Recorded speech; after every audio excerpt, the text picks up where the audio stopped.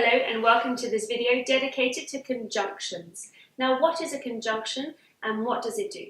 A conjunction is a word that helps us connect clauses, hence making more complex or longer sentences. A conjunction also helps us connect groups of words or words within a sentence. So it connects, but it also defines the relationship between those words or those clauses.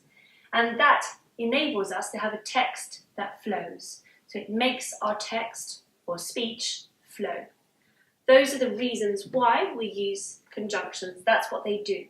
Now, conjunctions come in three forms. They can be coordinating, they can be subordinating, or they can be correlative.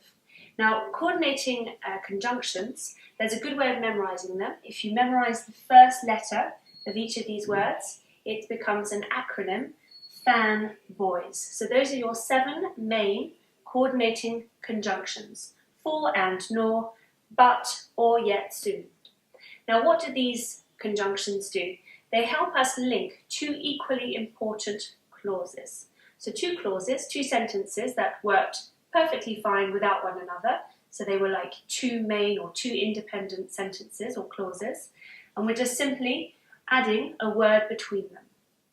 The subordinating conjunctions, however, are different because they establish a different kind of relationship between 2 clauses. You have to have a main clause, so a clause which is independent grammatically, and then you can join onto that main clause, that independent clause, you can add a dependent clause, something that wouldn't work alone grammatically. And you can do that by placing a subordinating conjunction just before that dependent clause. So because, once, since, and although. So examples of that, we come back to that at the end. Let's go to number 3 first of all, the correlative conjunctions. Both and, either or, just as so. As you can see here, these are pairs of conjunctions. That's one of the main differences. And the second main difference is that they help us link words within a sentence. They don't link or connect clauses to create a sentence. They work within a sentence. So those are the 3 types. Now let's go through maybe one example per conjunction type, and then I recommend you read the text below in this lesson to get a full understanding of this grammar point. So coordinating 2 clauses. How do we do that? Let's say that we want to use one of these, maybe and, a simple one. Jack enters the bar, he orders a beer. Now that's a bit staggered, so we want our text to flow.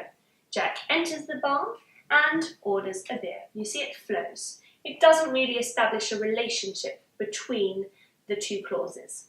It just shows us that they're important and they're in the same sentence. Second type, the subordinating conjunction. There is a dependency there. So how are we going to do that? We're going to have a main clause. For example, Jack loved that bar. That's an independent, a main clause.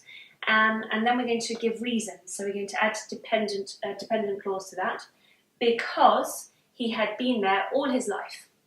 So the first one can work alone, whereas we can't say because he had been there all his life. It doesn't work alone. We need the first part of the sentence for it to make sense.